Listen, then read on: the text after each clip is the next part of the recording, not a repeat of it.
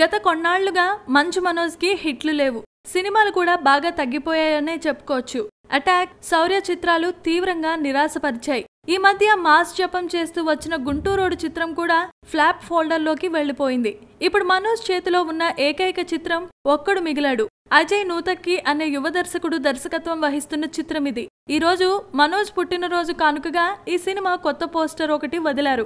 Manoj career లో ద్విపాత్రను అభినయం చేస్తున్న తొలి చిత్రం ఇది. ఎల్టీటీఈ మిలిటెంట్ చీఫ్ గా ఒక విద్యార్థి నాయకుడిగా ఇందులో కనిపించబోతున్నాడు మనోజ్. ఈ సినిమా కోసం చాలా శ్రమించారు మనోజ్. మిలిటెంట్ పాత్ర కోసం మనోజ్ బరువు పెరిగి విద్యార్థి పాత్ర కోసం 15 కిలోల బరువు తగ్గి నటించాడట. వార్ బ్యాక్ డ్రాప్ లో వస్తున్న ఈ చిత్రం సరికొత్తగా ఉంటుందని యూనిట్ చెబుతోంది.